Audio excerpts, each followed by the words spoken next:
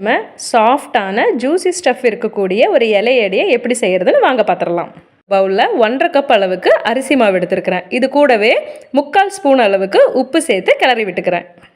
இந்த அரிசி மாவு பார்த்திங்கன்னா நீங்கள் வீட்டில் அரைச்சதாக இருந்தாலும் சரி, இல்லை கடையில் வாங்க இருக்கக்கூடிய ரெடிமேட் மாவாக இருந்தாலும் சரி, ஃபைன் பவுடராக இருக்கக்கூடிய அரிசி மாவை நான் எடுத்துருக்கிறேன்.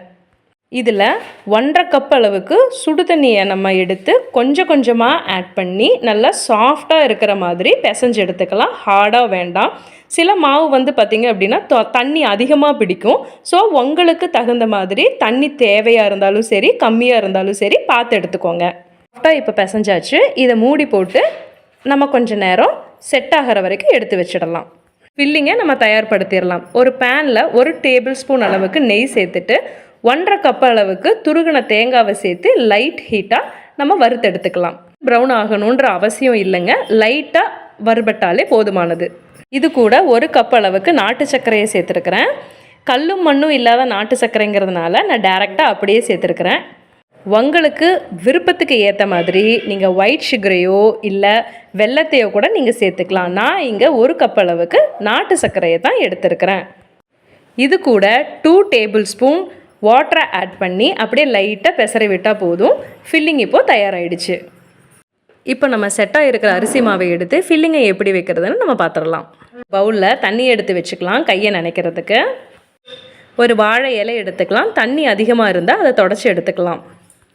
அரிசி மாவை ஒரு கைப்பிடி எடுத்து இலை மேலே வச்சு தட்டி விட்டுக்கலாம். தட்டி வச்ச அரிசி மாவில் 1 ஸ்பூன் அளவுக்கு ஃபில்லிங்கை வச்சு நம்ம மடித்து அழகாக ப்ரெஸ் பண்ணி அமுத்தி எடுத்துக்கலாம். இந்த இலையடையை இட்லி தட்டில் வச்சு நம்ம ஆவியில் வேவிச்சு எடுத்துக்கலாம். சின்ன இட்லி பாத்திரங்கிறதுனால ஒரு 3 4 தான் என்னால் வைக்க முடியுது. நீங்கள் பெருசாக இருந்ததுன்னா கூட உங்களுக்கு தகுந்த மாதிரி நீங்கள் வச்சுக்கலாம்.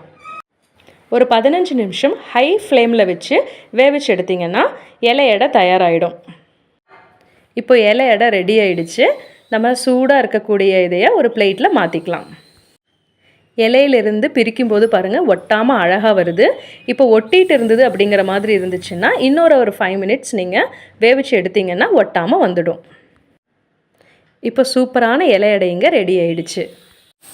உங்களுக்கு பிடிச்சிருந்தா சப்ஸ்கிரைப் பண்ணுங்கள், பெல் ஐக்கானை ப்ரெஸ் பண்ணுங்கள், சப்போர்ட் பண்ணுங்கள். தேங்க்யூ.